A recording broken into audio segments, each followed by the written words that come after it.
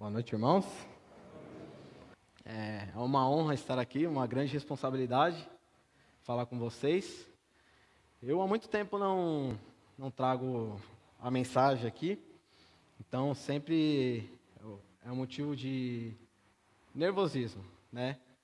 Mas o que eu espero e o que eu estudei é que o Espírito de Deus fale através de mim e que nossas mentes, nossos corações estejam abertos para ouvir a palavra dele essa noite, tá?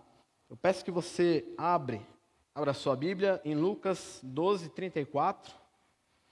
Esse é um versículo chave para a nossa leitura, para o nosso estudo. Bom, então eu vou ler aqui. Porque onde estiver o vosso tesouro, ali estará também o vosso coração. Então, como foi falado, o nosso tema é Cristo no centro, né? É um tema abrangente, porque fala exatamente da nossa experiência com Deus e da posição dele em nossas vidas, né? Por alguns lugares que eu passei eu vi que existem coisas similares em vários desses lugares, como por exemplo a prioridade.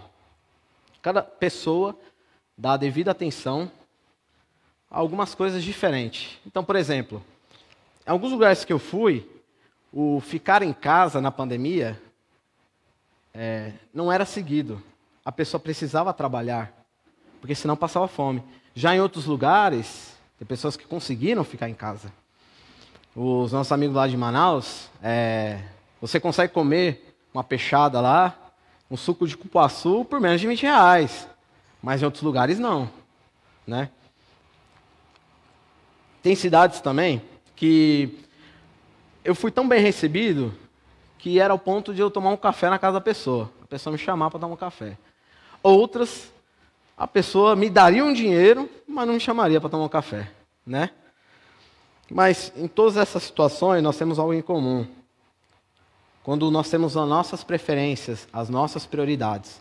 Quando o pai está levando o filho para a escola, ele não quer saber, ele quer que todo mundo saia da frente dele. Porque o filho dele é importante para chegar no horário. Quando você chega na empresa, a sua vaga tem que estar ali, senão o bicho pega. Quando nós estamos assistindo alguma coisa e a prioridade, a escolha não vai de encontro ao nosso gosto, às vezes nós não assistimos, às vezes nós saímos da sala. E também comparando ao meio gospel, que é um segmento de mercado, existe muito dessa centralização do homem.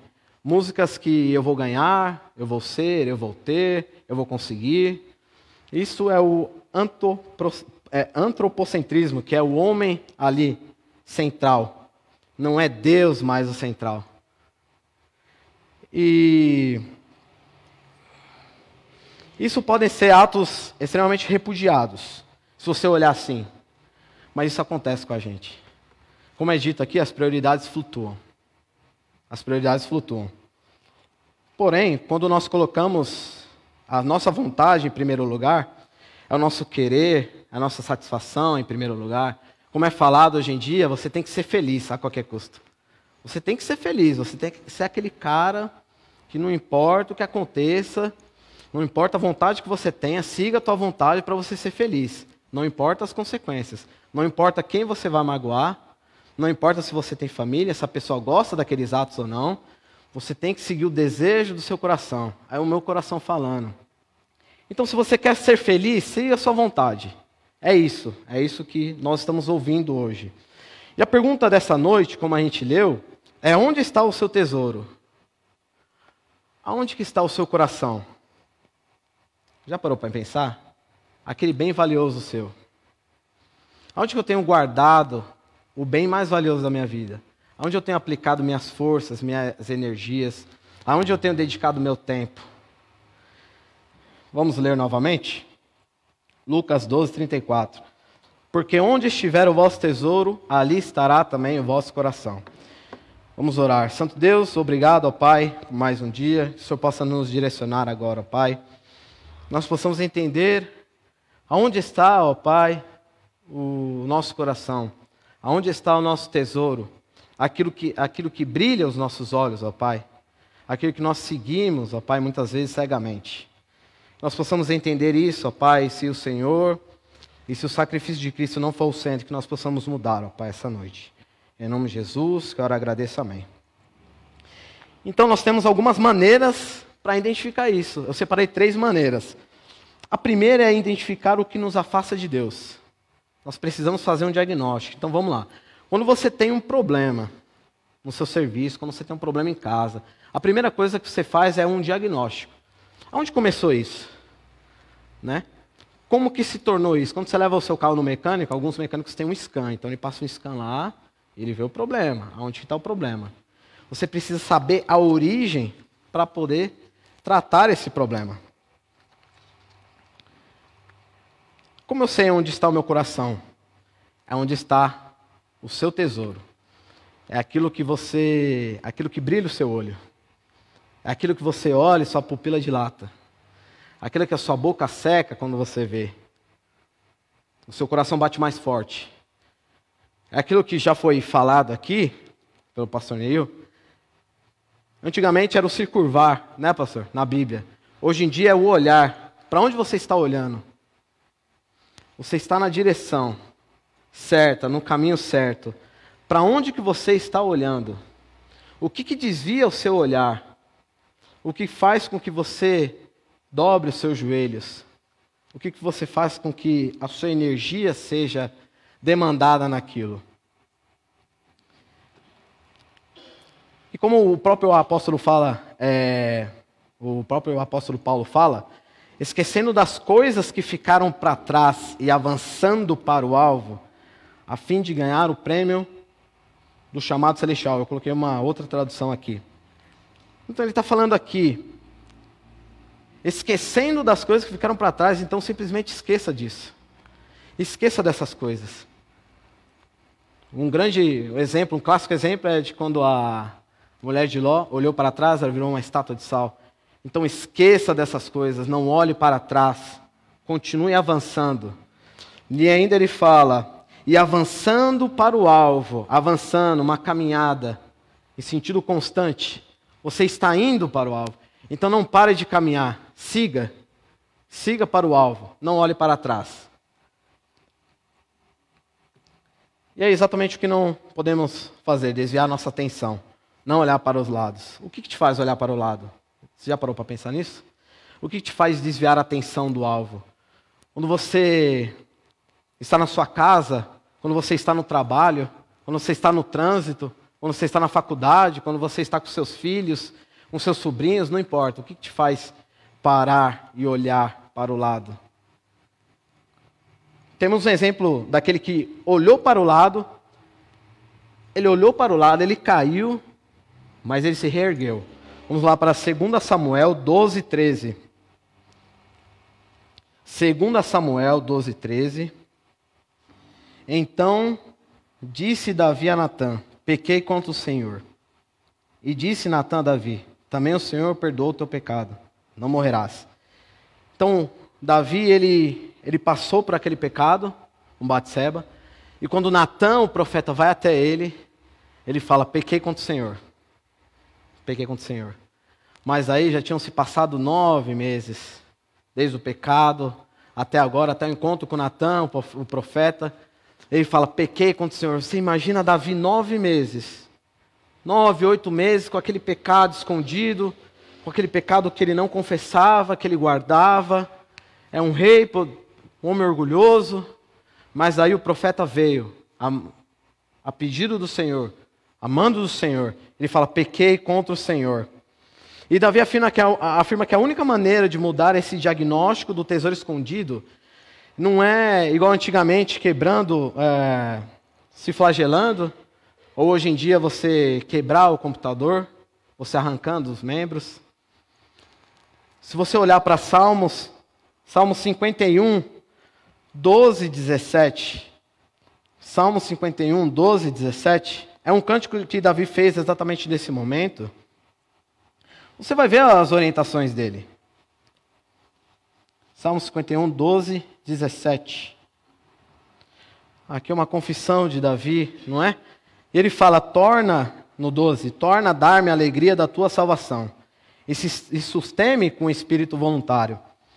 Então ensinarei aos transgressores os teus caminhos, e os pecadores a ti se converterão. Livra-me dos crimes de sangue, ó Deus, Deus da minha salvação, e a minha língua louvará altamente a tua justiça. Abre, Senhor, os meus lábios, e a minha boca entoará o teu louvor. Pois não desejarás sacrifícios, senão eu os daria. Tu não te deleitas em holocaustos. Os sacrifícios para Deus são espírito quebrantado. A um coração quebrantado e contrito não desprezarás, ó Deus. Então você pode fazer qualquer coisa. Você pode tirar o computador da sua casa, você pode se mutilar, você pode arrancar um membro, você pode tirar todo o pecado do universo, todo o pecado do mundo, toda a tentação. Mesmo assim, se você não mudar seu coração, igual Davi fala, você vai continuar pecando. Porque as intenções más vêm do coração do ser humano, vêm do coração do homem. Então aqui ele fala, torna a dar a alegria da minha salvação. Será que nesse processo nós perdemos essa alegria? Será que ao invés de colocar Cristo no banco, você tem colocado outra coisa? Será que, aonde que você perdeu essa alegria? Davi fez um rápido diagnóstico. Senhor, torna a dar-me a alegria da tua salvação. Eu poderia, no 17, sacrifícios para Deus são um espírito quebrantado. Há um coração quebrantado e contrito, não desprezarás, ó Deus. Quando eu era pequeno, eu questionava minha mãe. Eu questionei minha mãe em muitas coisas. Apanhava muitas vezes. Eu questionava, mas todo mundo faz isso, mãe. Todo mundo vê isso. Todo mundo vai.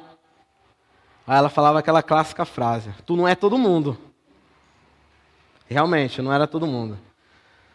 Ela falava, olha, vai de manhã, você tem que ir à noite.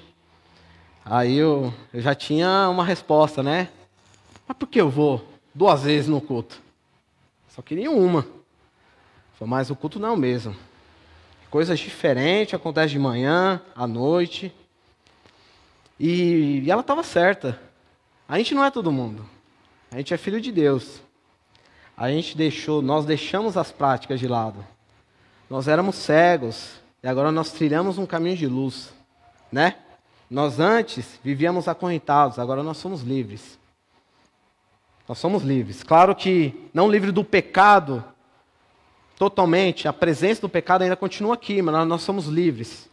Nós temos acesso direto ao Pai. Essa é a primeira coisa. E a segunda coisa é nos despojarmos das coisas que nos moldam o mundo. Então você fez o diagnóstico, enxergou aquilo que te tira do centro. Outra coisa está sentada no banco. Não é Cristo, igual foi falado na peça. É outra pessoa, é outra coisa, é outro lugar, é uma outra prática. É outra coisa que está sentada no banco, que está entrando na porta. Então agora nós vamos nos despojar. E se olharmos para Romanos 12, 1 e 2, abra lá. Romanos 12, 1 e 2. Romanos 12, de 1 a 2, ele fala o seguinte: rogo-vos, pois, irmãos, pela compaixão de Deus, que apresenteis os vossos corpos em sacrifício vivo, santo e agradável a Deus, que é o vosso culto racional. E não sede conformados com este mundo, mas sede transformados pela renovação do vosso entendimento, para que experimenteis qual seja a boa, agradável e perfeita vontade de Deus. Quero dar ênfase nessa parte. Não vos conformeis com este mundo. O mundo é uma forma, e ele quer moldar você. Ele quer pegar você e moldar do jeito que ele quer. E Paulo fala, não vos moldeis a este mundo. Não vos conformeis de forma, a este mundo. Mas sedes transformados pela renovação do vosso entendimento. Se repararmos nas palavras, transformado é um sentido de metamorfose. Então aqui, ele pega metamorfose é um processo de uma borboleta. Ela é um casulo e ela se transforma numa borboleta. Você pega um mal ali, se transformando num melhor. Você pega o mal e se transforma num bem. E ele fala, que nós devemos nos transformar sempre. Se você pegar, deixa eu voltar aqui. E não seja conformado com este mundo, mas ser transformados pela renovação do vosso entendimento, para que experimenteis qual seja a boa, agradável e perfeita vontade de Deus. Ou seja, ao invés de nos amoldarmos a este mundo, devemos passar por esse processo diário, essa transformação diária. Deixar que Ele nos molde, ao invés do mundo nos moldar. O mundo tem vários moldes para você. Ele quer que você seja várias coisas. Seja várias coisas. Deus também tem um molde para você. E Ele quer usar o seu entendimento, a renovação do vosso entendimento. Ele quer usar a palavra para te moldar e te transformar dia após dia. Voltando ao versículo 1, ele fala também do culto racional, né? O culto racional é isso aqui. É uma palavra centrada, com razão. Tem a Bíblia aqui. Se você olhar ao lado, nas igrejas, que são chamadas evangélicas e que estão em nosso meio, né? Você vai ver muita coisa sobre emoção, né? Muita coisa sobre emoção, mas ele fala, Paulo, um culto racional, um culto de inteligência, um culto que tem um começo, um meio e um fim. Isso gerará transformação em você. O que te separa de Deus? Será que é o ódio que está sentado aqui? Será que é a vingança que está entrando na tua porta? Será que o seu tesouro é a vaidade? Será que o seu coração está na pornografia? Será que você ama o dinheiro? O dinheiro é o central na sua vida? A mentira é a central na sua vida? Por quê, irmãos? Vamos pensar. Se o Cristo, aquele que morreu na cruz por você, por nós, se Ele é o centro da nossa vida, outra coisa não pode ser o centro da nossa vida também. É só Cristo. Porque enquanto a pessoa não tem Cristo, ela tem um vazio infinito dentro dela. Mas quando Cristo opera e quando Cristo preenche aquele vazio, você não precisa de mais nada. Então, se alguma coisa está no centro da sua vida, Cristo não está no centro da sua vida. Ele não ocupa o mesmo espaço. Ou você ama um Deus, ou você ama ao Deus, aquele que morreu na cruz. Ou você ama Mamon, ou você ama o Deus da salvação, aquele que veio a este mundo para te salvar. Para cumprir a vontade do Pai, primeiramente, não é? Jesus sempre falava, eu vou cumprir a vontade do Pai. E através da vontade do Pai, Ele te salvou.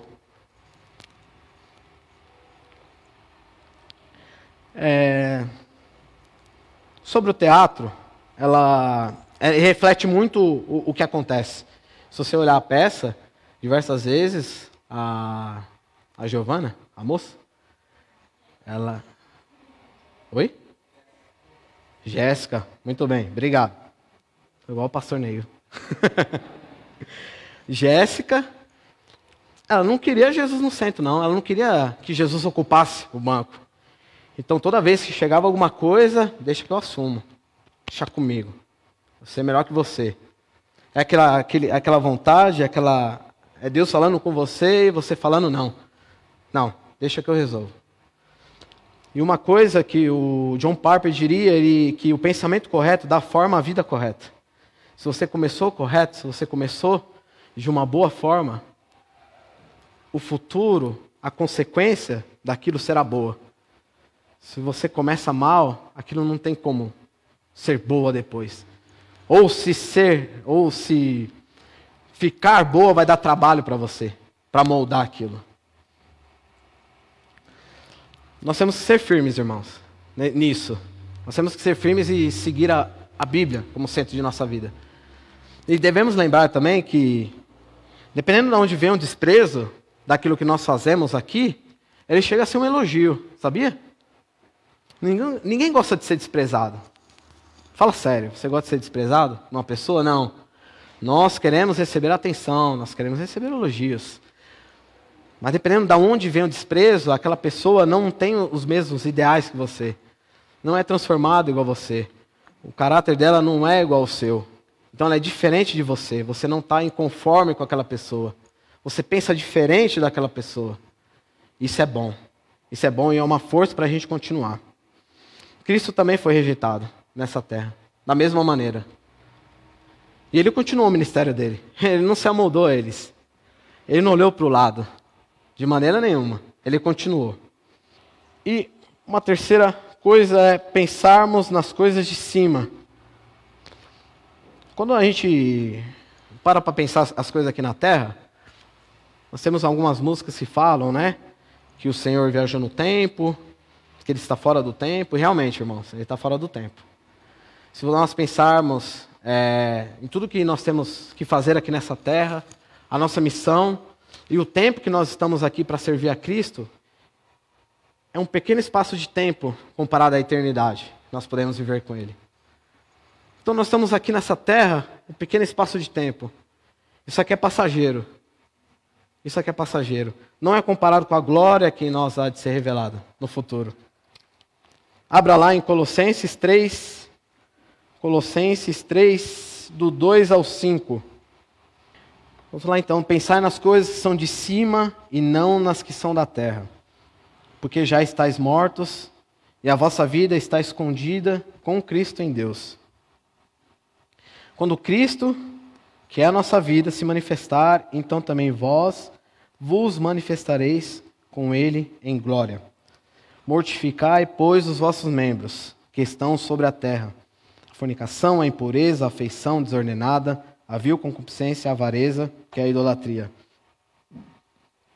Então aqui ele está falando, ele está dando um incentivo para a gente mortificar a carne, afogar o velho homem. É o que é pregado aqui, nós devemos afogar o velho homem todos os dias. Todos os dias nós devemos olhar no espelho e falar, nós somos uma pessoa transformada. Não é dito de coach, não. Você é melhor, você vai vencer, não. Nós somos uma pessoa transformada.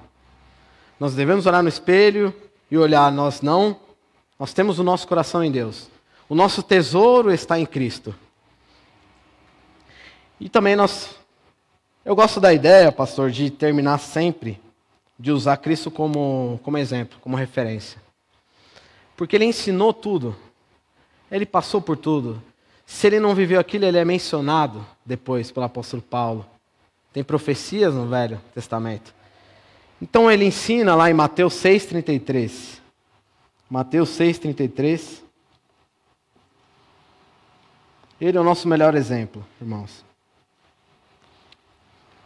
Aqui ele está falando, né? O versículo está falando do descanso na providência divina.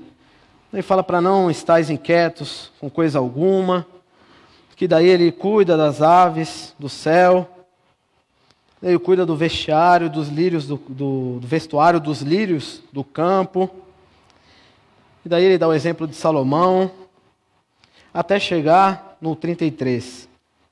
Não, mas buscai primeiro o reino de Deus e a sua justiça, e todas essas coisas vos serão acrescentadas.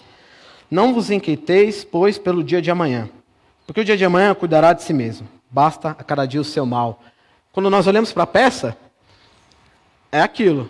Ele queria, será que a Jéssica queria buscar primeiro o reino de Deus? Não, ela queria outras coisas, né? Primeiro, o reino de Deus e as outras coisas que ele menciona aqui, coisas básicas, a nossa saúde, a nossa família, o cuidado, a segurança, elas serão acrescentadas. Mas muitas vezes a gente não acredita nisso, irmãos. A nossa fé é pequena. Por isso que no terceiro tópico, eu coloquei nisso, olhar para cima. Olhar para cima. O primeiro ponto é identificar o que te afasta, onde está o seu tesouro. O segundo é despojar das coisas que nos moldam o mundo. Certo? E o terceiro é olhar para cima, olhar para o exemplo, que é Cristo.